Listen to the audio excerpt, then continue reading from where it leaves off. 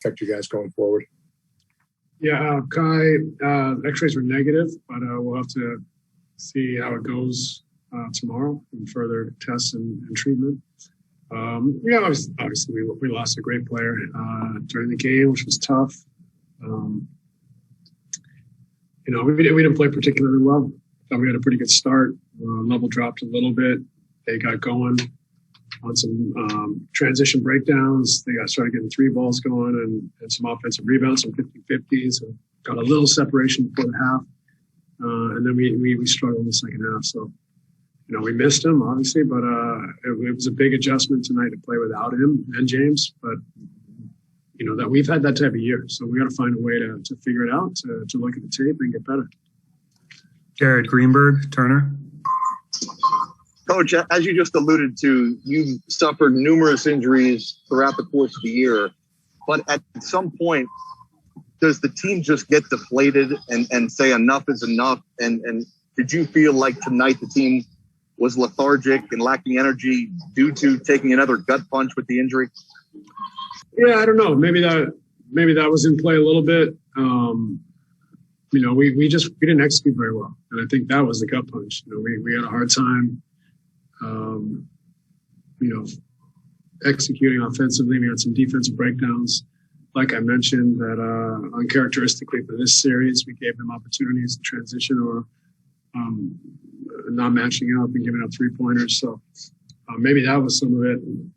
More so than the injuries, just we were struggling a little bit and couldn't kind of get our mojo going. So, but yeah, it's never going to be easy. It's the playoffs. We're going to face adversity. We got to allow the adversity to make us stronger instead of hanging our heads.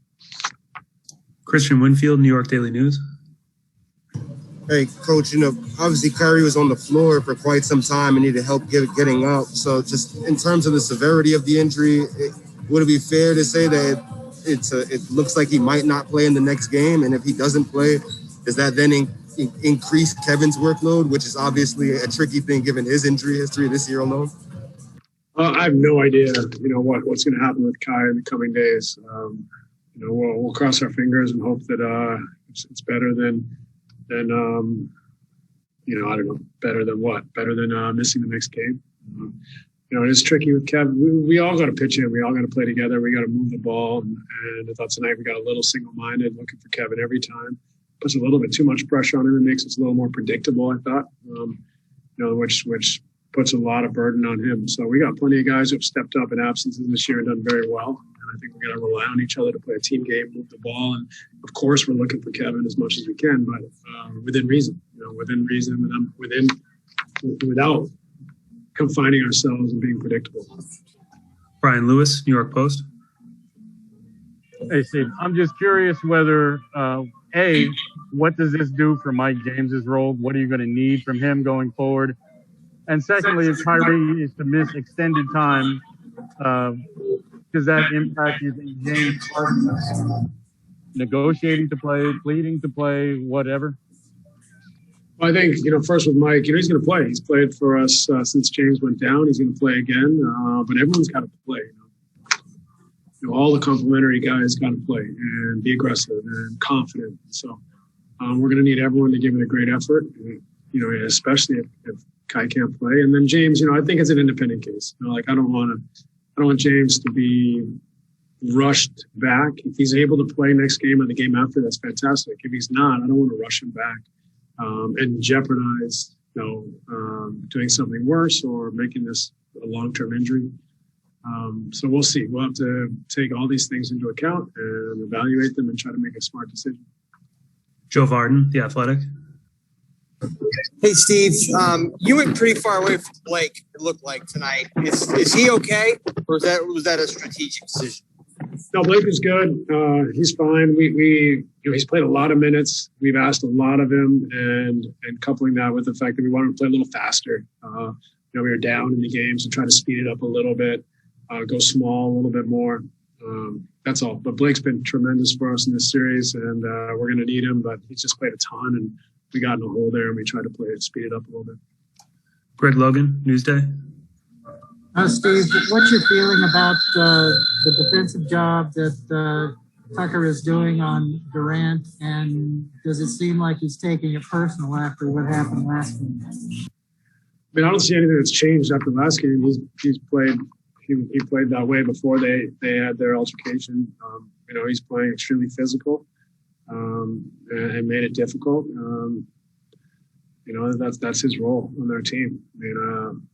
I thought it was borderline non-basketball physical at times, but that's the playoffs. You have to adapt and adjust. It's something definitely, in a sense, changed from the way the game was played in Brooklyn and here in Milwaukee. But we got to adapt, we got to adjust, we got to try to make it easy. And like I said, everyone's got to be aggressive and play and pitch in and be a part of the offense instead of trying to be predictable and singling Kevin out every time. Alex Schiffer, The Athletic. Hey, Steve, before the game, you didn't know if Jeff was going to be able to go free, and he ended up giving you 26 minutes. Just what'd you make of him in his first game back, and did he give you more than you were expecting, given you said that you didn't expect to see a ton of minutes from him tonight if he did play? Yeah, he played a lot more minutes than we expected. I think Kyrie going down, we used his versatility to try different things. I'm proud of him for playing. He wasn't supposed to play today a couple days ago, so for him to kind of, ratchet it up and get out there tonight was great. Unfortunately, it was a tough night, and Kyrie going down so early, and he had to play more. But maybe this will, if it's not too provocative of the injury, this will help him in subsequent games. Vince Goodwill.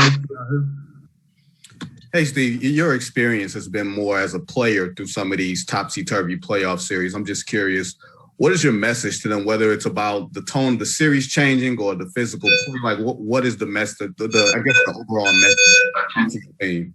The message is keep our heads up. It's a series. Now it's a 3-game series. We got to get home, rest up, get our mind and bodies right, and study the film and try to put out our best performance on Tuesday.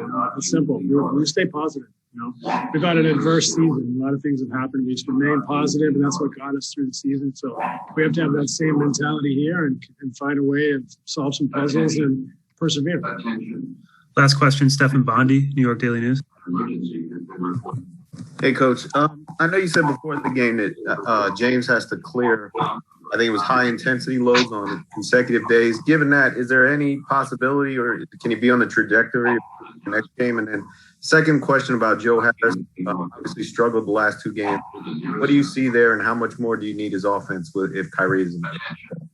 Yeah, I thought Joe got good looks last game. Tonight, he made a few shots. We would like him to shoot a little more, but with Kyrie out, we definitely need to be aggressive. But I think all our guys need to be aggressive. Landry, Mike, go down the line, Jeff. Be aggressive. They're good players. They've given us a lot this year, and everyone can pitch in. Thanks, Coach. Appreciate it. All right. Thanks, everybody. Thanks, Steve.